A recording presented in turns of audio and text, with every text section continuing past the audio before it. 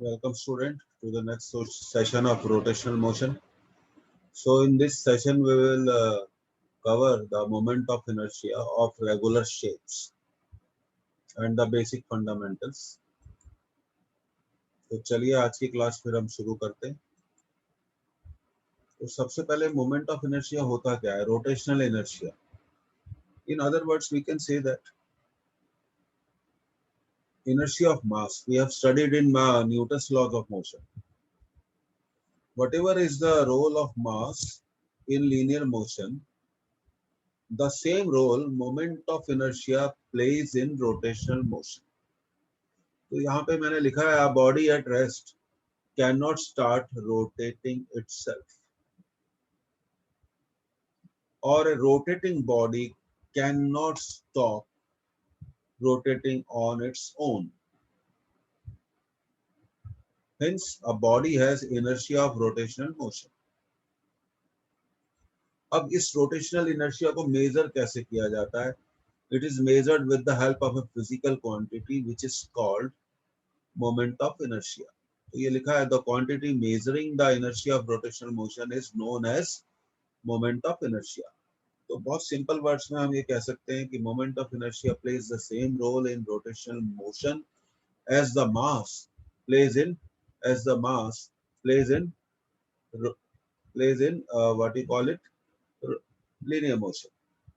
तो जो मास का लीनियर मोशन में रोल है वही मोमेंट ऑफ इनर्शिया का रोटेशनल मोशन में रोल है।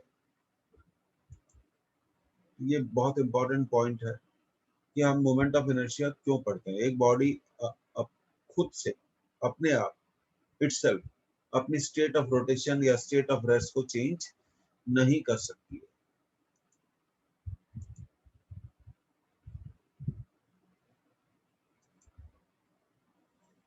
तो ऐसे केसेस को हम बोलते हैं rotational inertia. That rotational inertia is known as moment of inertia.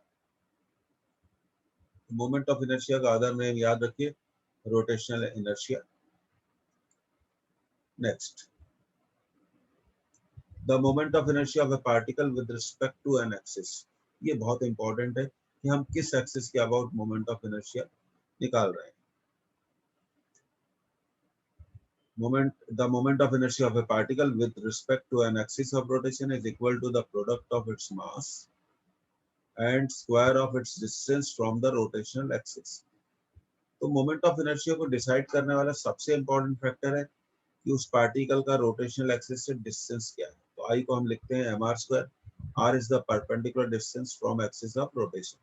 अब देखिए, this is the definition I equal to mr square. ये डेफिनेशन है पॉइंट मास के लिए।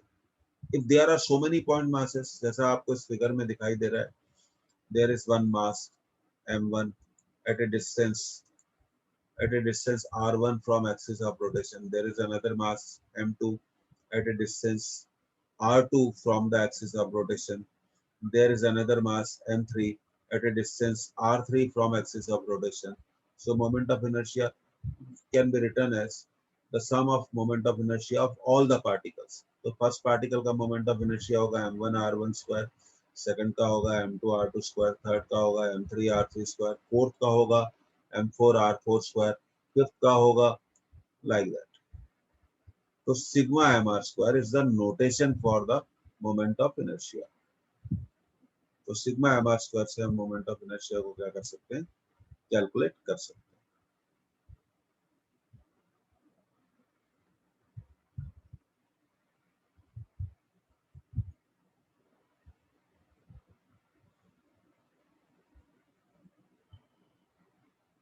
लेकिन सिग्मा का एक और मीनिंग होता है इंटीग्रेशन। इन लेटेस्ट स्टेजेस हम इंटीग्रेशन से भी कैसे इसे कैलकुलेट करते हैं। अब देखिए, सबसे इंपॉर्टेंट समझने वाली बात यह है कि जो मोमेंट ऑफ इनर्शिया है it is only defined for a point mass. Generally in day to day life में हम ऐसे बॉडीज का मोमेंट ऑफ इनर्शिया भी निकालते हैं which are not point mass.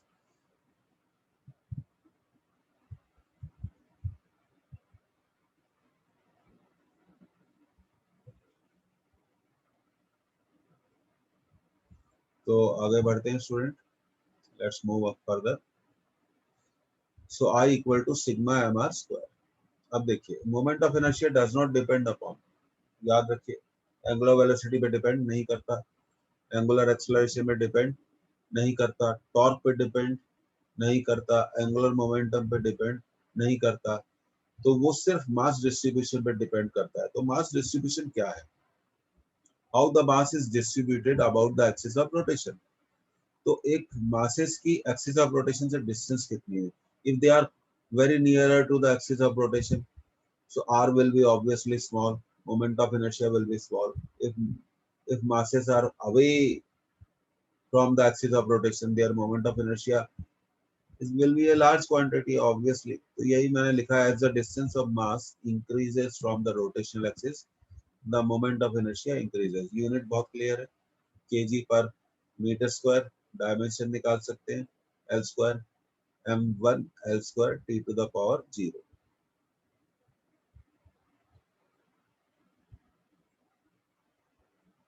Radius of gyration, most important. Radius of gyration of a rigid body about an axis of rotation is distance between the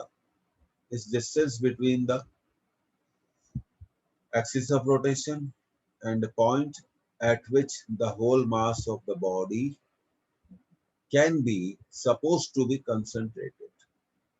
तो एक ऐसा पॉइंट है जहां पर बॉडी का हम मान सकते हैं कि कंप्लीट मास कंसंट्रेटेड है। उस पॉइंट से जो एक्सिस ऑफ रोटेशन का डिस्टेंस होगा उसी को हम बोलेंगे रेडियस ऑफ गायरेशन। इसे डिनोट किया जाता है के से। तो देखिए रेडियस ऑफ गायरेशन का एक सिग्निफिकेंस है। अगर हमें बॉडी का टोटल मास मालूम है m और रेडियस ऑफ गायरेशन मालूम है, तो हम बॉडी के मोमेंट ऑफ इनर्शिया को लिख सकते हैं I इक्वल टू एम के स्क्वायर। तो ये पॉइंट आपको थोड़ा ज्यादा इंपॉर्टेंट है, तो ये आपको याद रखना है, I इक्वल टू एम के स्क्वायर। ये हम आगे चल के काफी यूज करेंगे, where m is the total mass of body and k is the radius of gyration. तो रेडियस ऑफ गायरेशन का मैंने डिफाइन किया, एक ऐसा पॉइंट होता है जहाँ पे हम सपोज कर सकते हैं बॉडी का कंप्लीट मास कंसंट्रेटेड है। उस पॉइंट से जो एक्सिस ऑफ रोटेशन की डिस्टेंस होगी हम उसी को बोलेंगे रेडियस ऑफ गायरेशन। आगे बढ़ते हैं। अब देखिए रेडियस ऑफ गायरेशन को कैसे कैलकुलेट किया जाता है। Root of r1 square plus r2 square plus plus rn। ये देखिए rn टू द पावर, ये यहाँ पर थोड़ा हमें करेक्शन करना पड़ेगा, ये स्क्वायर है।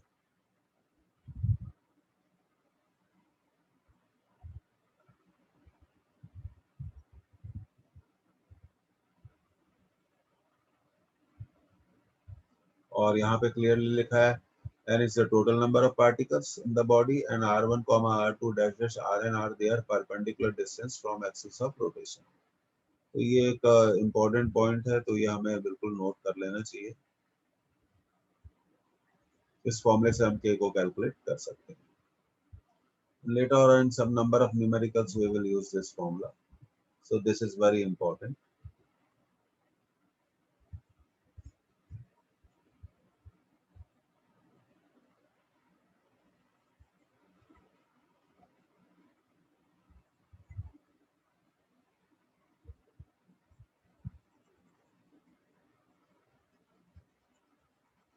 अपनी कॉपी में भी नोटबुक में भी हाईलाइट करके इस फॉर्मूले को लिखेंगे। अगर n पार्टिकल्स है और उनके एक्सिस ऑफ रोटेशन से डिस्टेंसेस हैं r1 r2, r1 पहले पार्टिकल का डिस्टेंस, r2 सेकंड पार्टिकल का डिस्टेंस, r3 थर्ड पार्टिकल का डिस्टेंस, r4 फोर्थ पार्टिकल का distance, and what you call it r5 fifth particle का distance, and the distance of nth particle from the axis of rotation is rn। So we, by using this formula we can calculate the value of k, root of r1 square plus r2 root. It is a, in other words you can say that it is a root mean square distance, it is a root mean square distance from the axis of rotation। ये axis of rotation से root mean square distance है।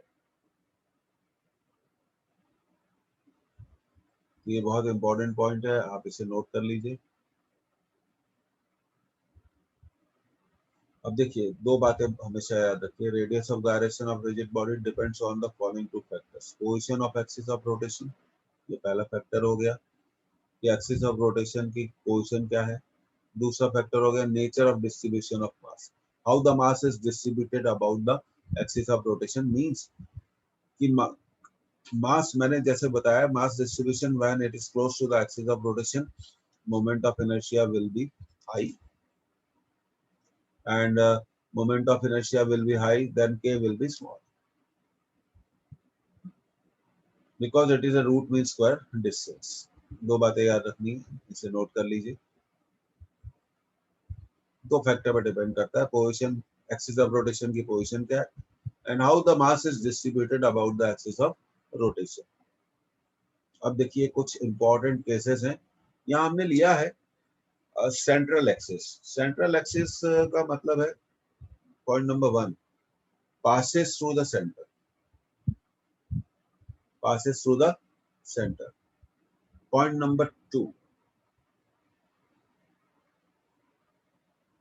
perpendicular to the plane। अब देखिए ring का central axis क्या होता है, इस डायग्राम में आपको एक रिंग दिख रही होगी, आपको ये पहले कॉलम्स बना लेने चाहिए, type of body, position of axis of rotation, figure, moment of inertia and radius of gyration. तो सबसे पहला हमने ऑब्जेक्ट लिया है रिंग, रिंग का मास है m, रेडियस कितनी है r। अबाउट एन एक्सिस, ये बहुत इंपॉर्टेंट है, जब हम आगे चल के न्यूमेरिकल सॉल्व करेंगे तो हमें एक्सिस ऑफ रोटेशन बहुत अच्छे से मालूम होना चाहिए। और फिर रोटेशन मोशन में हमें सबसे पहले तो ये डिसीजन लेना पड़ता है कि body is rotating about which axis, about an axis perpendicular to its plane and passing through the centre, ये दिख रहा है आपको। तो उस एक्सिस के अबाउट रिंग का मोमेंट ऑफ इनर्शिया कितना होगा, एम आर स्क्वायर, और रेडियस ऑफ गायरेशन कितनी होगी, आर। अब देखिए रेडियस ऑफ गायरेशन कैसे आती है, क्योंकि देखिए आप एम के स्क्वायर को क्या लिख सकते हैं, M R square, M cancel हो गया तो फिर के की वैल्यू कितनी आ गई, आर। इसी तरह इसको हमने अगर एम के स्क्वायर लिखा तो के का वैल्यू आ जाएगा, यहाँ पर देखिए आप, के स्क्वायर का वैल्यू आ जाएगा आर स्क्वायर बाय 2, फिर रूट ले लिया तो हमें आर की वैल्यू कितनी आ गई, √2। तो ये डिस्क के लिए है। तो दो चीजें हमने लिए सेंट्रल एक्सिस में, सबसे पहले हमने लिया है रिंग, फिर हमने लिया है डिस्क। डिस्क का moment of inertia half M R square होगा, about which axis of rotation, about which axis of rotation, which passes through centre and perpendicular to its plane. ये याद रखना है आपको, और फिर ये याद रखना है 1/2 एम आर स्क्वायर। एक्सिस को आइडेंटिफाई करना सबसे इंपॉर्टेंट है।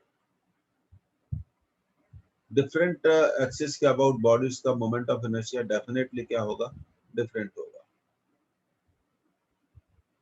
तो हमने सेंट्रल एक्सिस लिया है, और बाकी टेबल हम नहीं बनाएंगे, 9 या 10 पॉइंट्स डिस्कस करेंगे, और बाकी हम निकालना सीखेंगे कैसे हम मोमेंट ऑफ इनर्शिया निकाल सकते हैं। So whenever you are done with it, तो प्लीज टेल मी, आप मुझे बताते चले।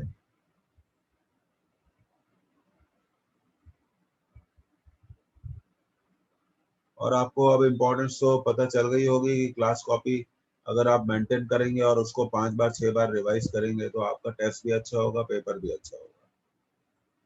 Because every educator who teaches you tries to cover each and everything for you. Next, annular disc. ये देखिए आपको फिगर में एनुलर डिस्क दिखाई गई है, इसका इंटरनल रेडियस दिख रहा है आपको r1, और एक्सटर्नल रेडियस कितनी है, r2।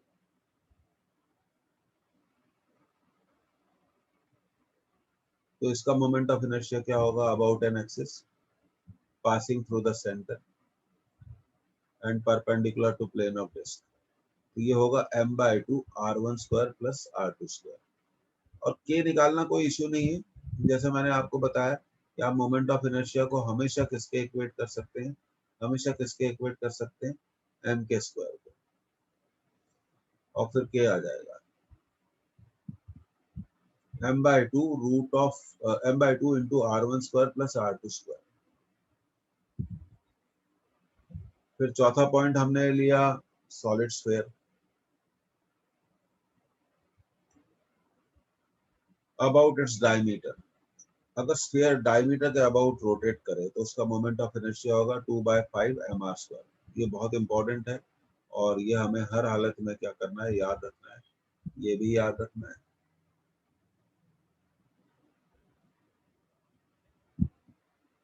एंड 2/5 mr² भी याद रखना है। m is the mass of solid sphere and r is the radius of solid sphere about the diameter. तो डायमीटर आप देख रहे हैं, आपको डायमीटर दिख रहा है, एक सेंट्रल एक्सिस है, ये देखिए,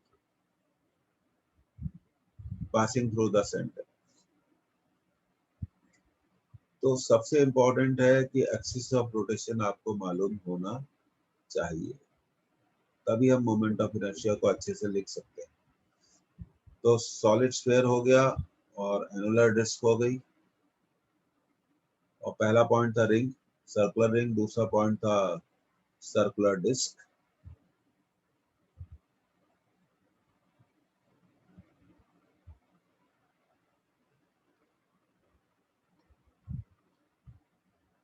नेक्स्ट, और मैं आपको कई बार बता चुका हूं, जैसे एम के स्क्वायर को सॉलिड स्फीयर के केस में हम क्या लिख सकते हैं, 2/5। फिर से समझा देते हैं, mr², m से m कैंसिल, तो k equal to root of, तो k निकालना इंपॉर्टेंट नहीं है, आपको तो सिर्फ ये याद रखना चाहिए कि मोमेंट ऑफ इनर्शिया क्या हो सकता है। तो k तो हम निकाल सकते हैं, रेडियस ऑफ गायरेशन कितनी होगी, √2π/r। तो देखिए यही वैल्यू इसकी यहाँ पे भी आई है।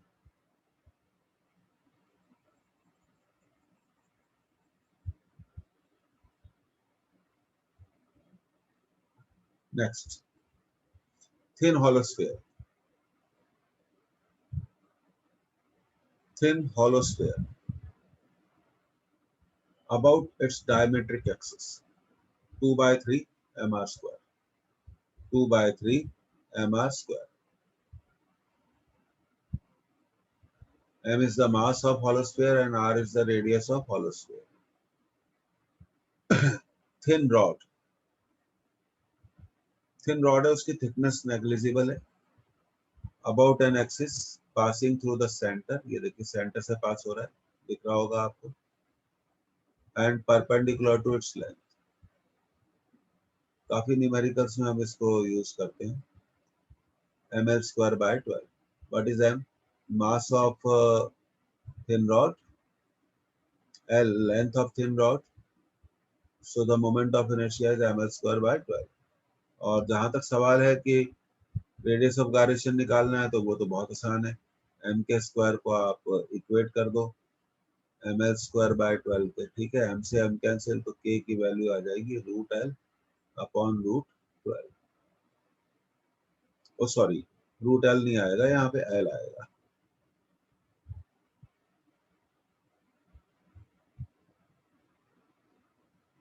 Next,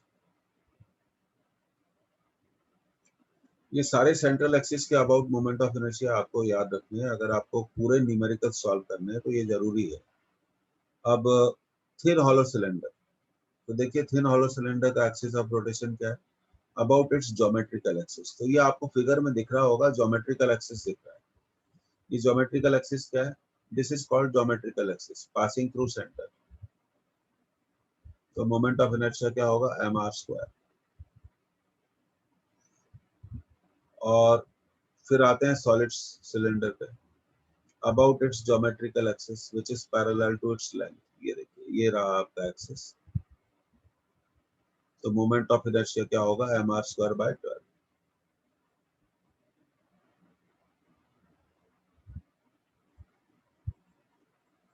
mr² and this is mr²/12।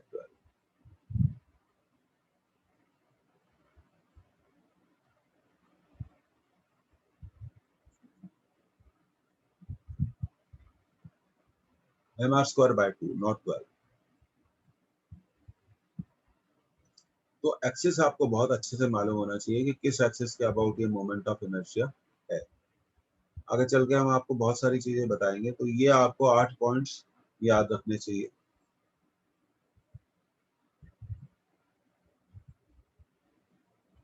Thin hollow cylinder हो गया और सॉलिड सिलेंडर हो गया।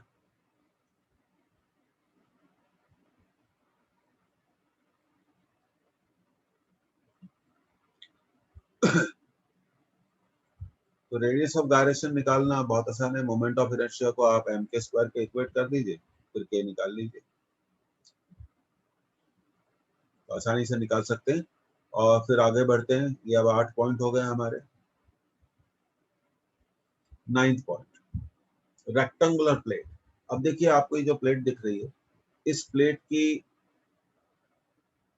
कि किस एक्सिस के अबाउट मोमेंट ऑफ इनर्शिया हमने निकाला है। About an axis passing through its centre of mass and perpendicular to side B. तो देखिए मैं इसको ऐसा बोलूंगा, साइड बी पे, ये एक्सिस साइड बी पे परपेंडिकुलर है, लेकिन पैरेलल किसके है? पैरेलल किसके है? ए के पैरेलल है। तो मोमेंट ऑफ इनर्शिया आएगा एम बी स्क्वायर बाय 12।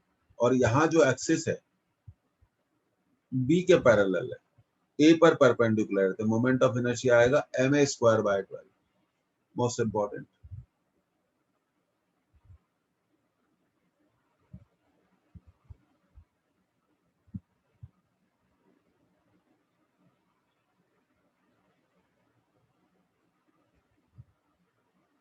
तो please do not mix the formula.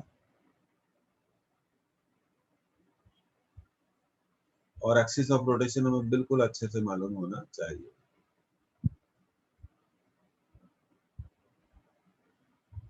तो दो केसेस लिए हैं हमने। एक पैरेलल टू ए लिया है। पैरेलल टू ए में आएगा एम बी स्क्वायर बाय 12 और पैरेलल टू बी में आएगा एम ए स्क्वायर बाय 12। या दूसरे वर्ड्स में हम कह सकते हैं about an axis passing through its centre of mass and perpendicular to side B its plane.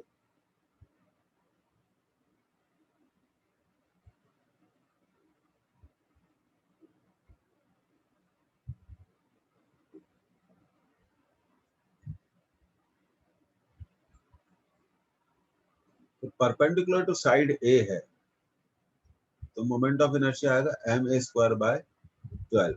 Perpendicular to किस साइड है? बी है, तो मोमेंट ऑफ इनर्शिया आएगा M B square by 12। So be careful while writing down this formula.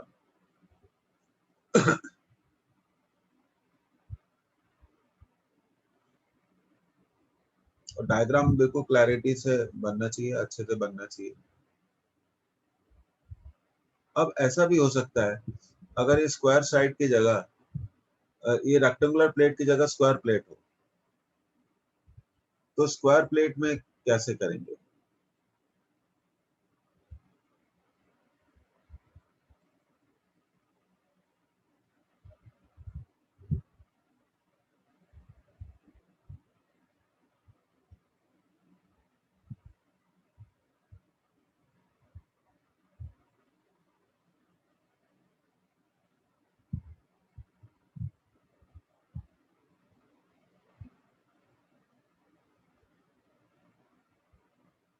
तो square plate के case में आप जानते हो ये भी ए है, ये भी ए है। अब हम एक्सिस के अबाउट मोमेंट ऑफ इनर्शिया लिखते हैं। देखिए, about this axis which passes through the center.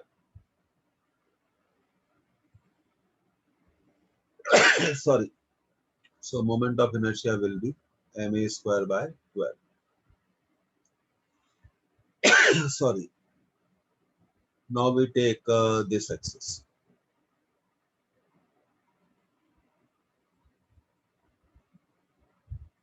तो moment of inertia इसके about भी कितना होगा? ma square by 12. Because both the sides are. So this is the case of square plate.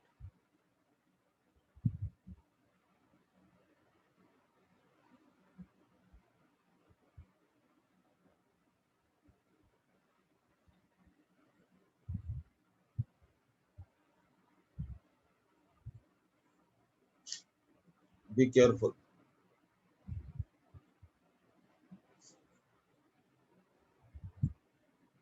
दोनों equate हो गए, सेम हो गए, because b is equal to a.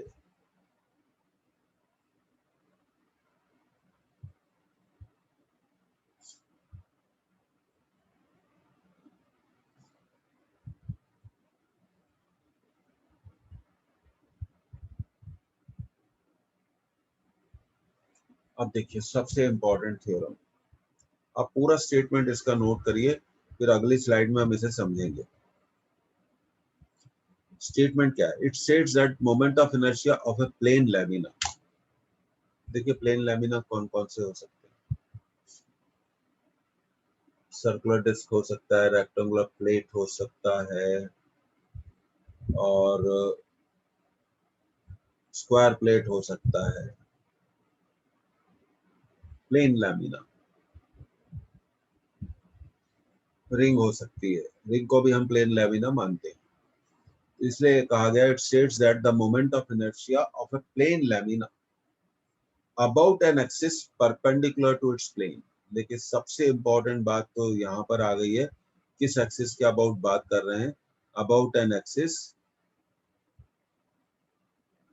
Perpendicular to its plane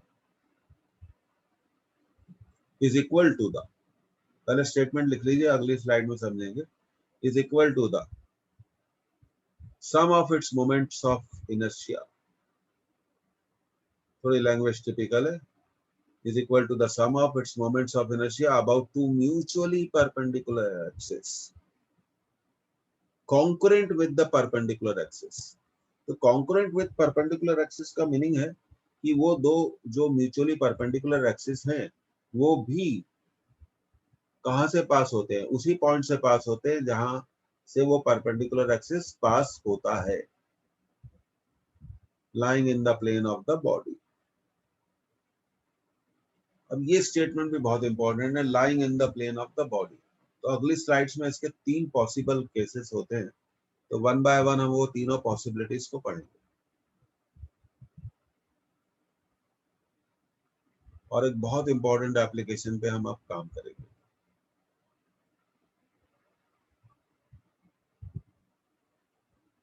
ये देखिए, अब थोड़ा हम इसे समझते हैं। ये प्लेन लैमिना दिख रहा है आपको, ये जो ग्रीन से ड्रॉ किया गया, this is a planar body. तो हम इसे प्लेन लैमिना बोल सकते हैं। अब ये प्लेन लैमिना किस प्लेन में लाई करता है? पॉइंट नंबर वन, ये प्लेन लैमिना किस प्लेन में लाई करता है? Question number one, this plane lamina lies in which plane? Please answer. The answer is X Y plane. वो एक्स वाई प्लेन में लाई करता है, ये बहुत इंपॉर्टेंट बात है। और जेड एक्सिस एक ऐसा एक्सिस है जो इस प्लेनर बॉडी से, प्लेन लैमिना से कितना एंगल बनाता है? 90 डिग्री। तो हम यही थ्योरम कहती है कि I Z equal to I x plus I Y. तो I x plus I Y क्यों लिखा गया? Because body is in X Y plane. Moment of inertia of this plane body about a perpendicular axis, ये रहा Z perpendicular axis, is equal to the sum of moment of inertia about two mutually perpendicular axis. ये two mutually perpendicular axis हो गया X और दूसरा हो गया Y. तो I Z equal to I x plus I Y. ये body किस प्लेन में लाई करती है? यहाँ पे हम थोड़ा लिख लेंगे,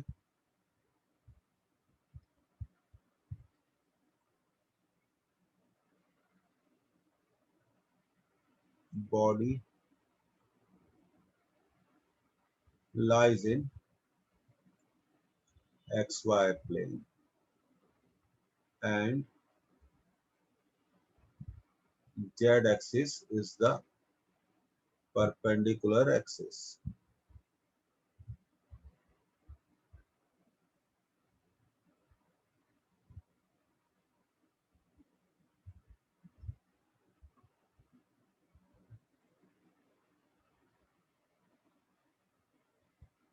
ओके स्टूडेंट, आगे बढ़ते हैं।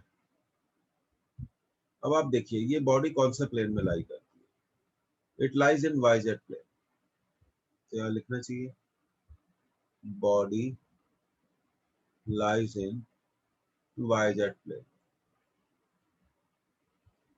And X axis is the perpendicular axis।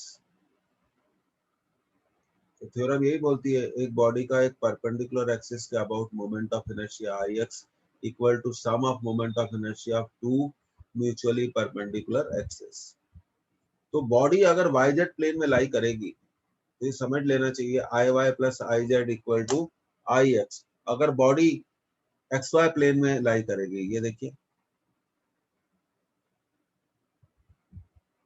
यहाँ बॉडी कौन से प्लेन में लाई कर रही है, एक्स वाई प्लेन में, तो I Z equal to I x plus I Y equal to I Z. अब देखिए बॉडी किस प्लेन में लाई कर रही है, वाई जेड प्लेन में लाई कर रही है, तो I Y plus I Z equal to I X. और परपेंडिकुलर कौन सा एक्सिस है, ये हमेशा ध्यान रखना। तो थ्योरम यही कहती है एक बॉडी का किसी भी परपेंडिकुलर एक्सिस के about moment of inertia is equal to the sum of moment of inertia of body about two mutually concurrent two mutually perpendicular axis। तो ये यहाँ पे कॉन्कुरेंट म्यूचुअली परपेंडिकुलर एक्सिस कौन से हो गए, y और z हो गए। तो मैंने आपको एक ट्रिक बता दी है कि body lies in which plane, body lies in which plane, Y Z plane. Body किस प्लेन में लाई करती है, वाई जेड प्लेन में लाई करती है। अब इसकी एप्लीकेशन भी करेंगे। नेक्स्ट, अब आप देखिए ये जो बॉडी है कौन से प्लेन में लाई करती है, एक्स जेड में लाई करती है, और वाई एक्सिस क्या है, इस पे परपेंडिकुलर है। क्योंकि बॉडी एक्स जेड प्लेन में लाई करती है तो हम लिख सकते हैं I x plus I Z equal to I Y. लेकिन शर्त ये भी है कि एक्स और जेड परपेंडिकुलर होने चाहिए आपस में, और वो उसी पॉइंट से पास होने चाहिए जिससे ये वाई पास होता है। तो यहाँ हम लिख लेते हैं, लेट्स राइट इट अगेन।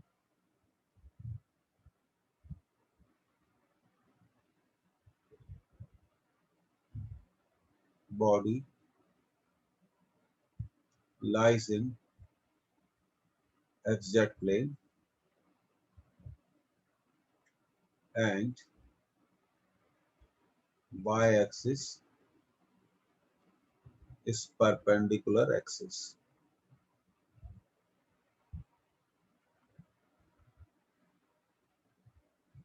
तो मेरे ख्याल से अब आप लोगों को बिल्कुल क्लियर हो गया होगा। अगर एक्सजेड प्लेन में बॉडी लाई करती है तो I x plus I Z को हम क्या लिख सकते हैं, आई वाई।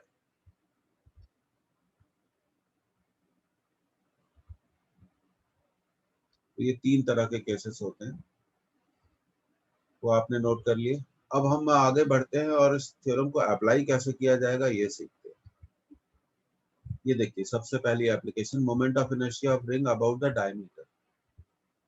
तो ये थोड़ा डायग्राम आप देखिए, यहाँ पे सबसे इंपॉर्टेंट बात है कौन सा एक्सिस परपेंडिकुलर है, जेड एक्सिस। और ये जो रिंग है किस प्लेन में लाई करती है, एक्स वाई प्लेन में लाई करती है। तो हमें एक्स वाई प्लेन में वो ऐसे सिलेक्ट करना है, हम लिख सकते हैं आई जेड, एक मिनट,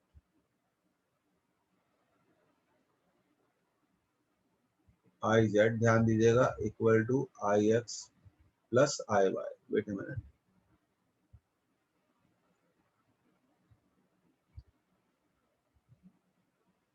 ये तो स्टेप नंबर 1 हो गई। पर एक्स और वाई क्या है, डायमीटर से। देखिए हमने ऐसी दो डायमीटर सिलेक्ट करी, हमने ऐसी दो डायमीटर सिलेक्ट करी जो म्यूचुअली परपेंडिकुलर हो। एक एक्स एक्सिस पे ले ली, एक वाई एक्सिस पर ले ली। तो हम इसको लिख सकते हैं I Z equal to I dia plus I dia. सीखिए। और अभी देखिए आई जेड कैसा एक्सिस है, आई जेड कैसा एक्सिस है उसको भी तो पहचानना चाहिए। Perpendicular to the plane of ring, ये देखिए perpendicular to the plane of ring and passing through its centre. तो अभी मैंने आपको पहला पॉइंट बताया था, अगर आपको याद हो मैं आपको दोबारा बता देता हूँ, कोई प्रॉब्लम नहीं है। ये देखिए रिंग का उस एक्सिस के अबाउट मोमेंट ऑफ इनर्शिया क्या होगा जो उसके प्लेन पे परपेंडिकुलर है और सेंटर से पास होता है, कितना होगा, एम आर स्क्वायर। कितना होगा, एम आर स्क्वायर। ये आ गए यहाँ पर। तो अब हम इसको लिख सकते हैं, now we can write M R square, और ये हो जाएगा 2 टाइम्स ऑफ आई डाया।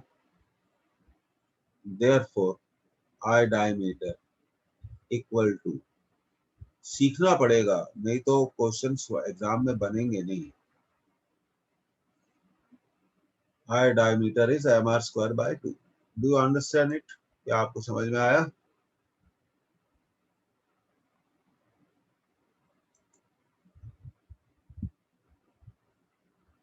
तो तो हमने ऐसे दो एक्सिस सिलेक्ट करे, ऐसे दो एक्सिस सिलेक्ट करे जो रिंग के प्लेन में थे और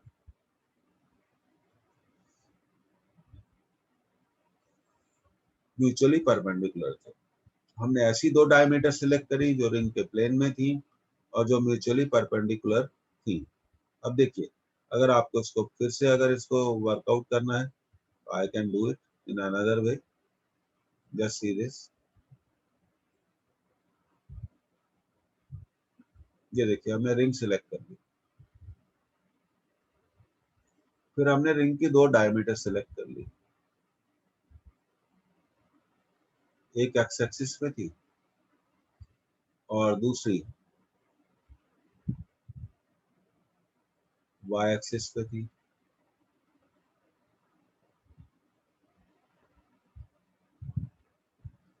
और तीसरा अब हमें चाहिए जेड एक्सिस जो रिंग के प्लेन से परपेंडिकुलर है। ये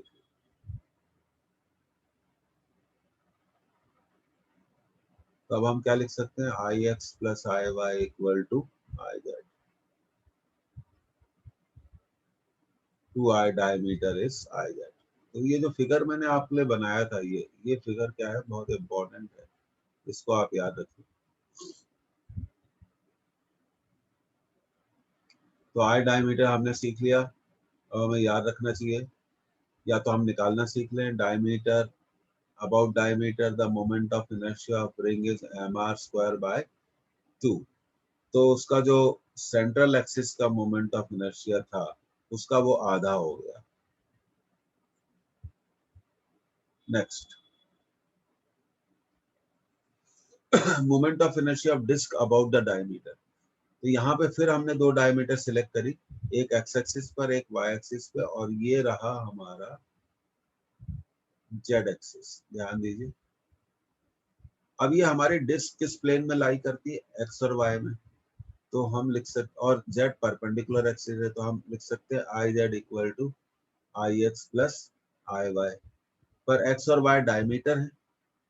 और दूसरी बात, आप एक और चीज देखिए कि ये दोनों कितना एंगल बनाते हैं आपस में, एक्स और वाई। ऐसी डायमीटर सिलेक्ट करी जो आपस में म्यूचुअली परपेंडिकुलर है, तो हम लिख सकते हैं I Z equal to I diameter plus I diameter. और जेड क्या है, एक ऐसा एक्सिस है जो रिंग के सेंटर से पास होता है and perpendicular to, sorry, disc के सेंटर से पास होता है और डिस्क के प्लेन पे परपेंडिकुलर है। तो ये भी देख लेते हैं कहाँ है जरा, ये देखिए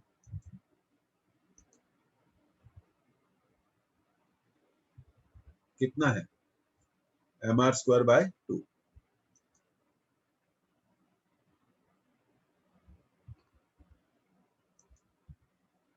ठीक है, तो आई जेड को आप क्या लिख सकते हैं, एम आर स्क्वायर बाय 2, और ये ऐड हो जाएगा तो 2 times of I diameter.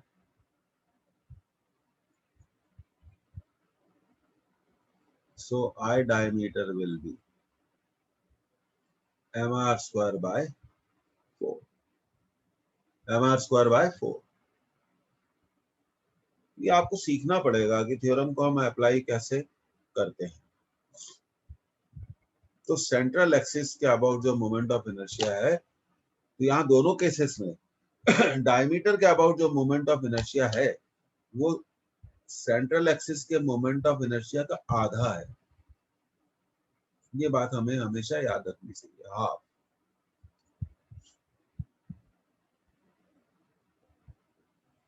Next case,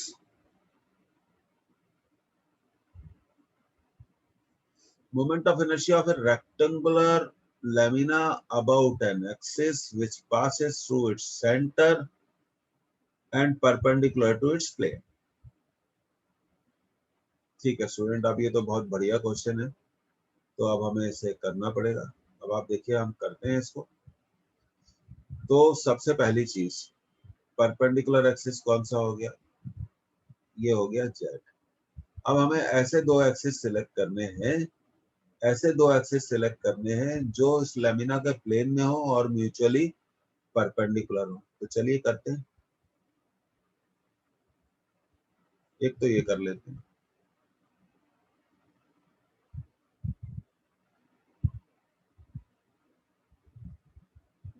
और दूसरा ये कर लेते हैं।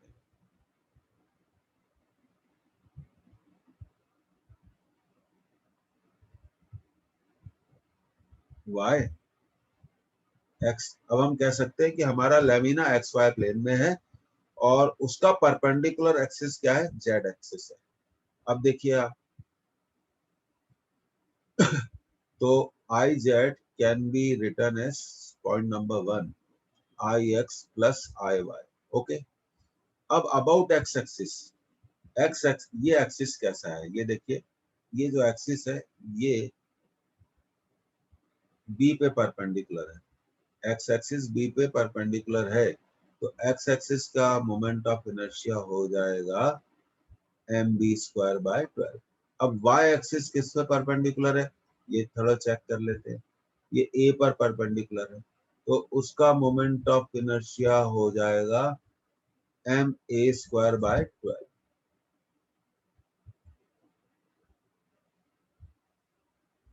एम बाय 12 कॉमन ले लो, तो बचेगा A square plus B square.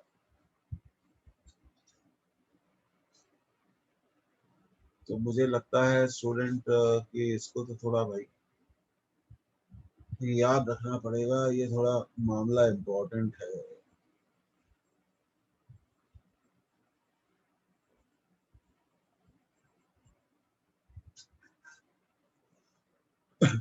तो I Z equal to M by 12 A square plus B square.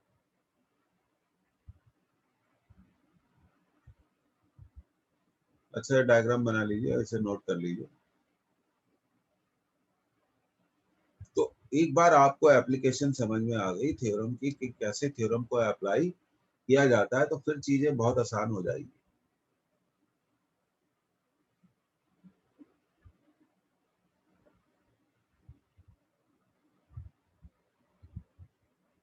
तो होपफुली आपको ये सब चीजें समझ में आई होंगी और इसी में हम पैरेलल एक्सिस थ्योरम अगली क्लासेस में लेंगे और बहुत डिफरेंट एप्लीकेशंस करेंगे।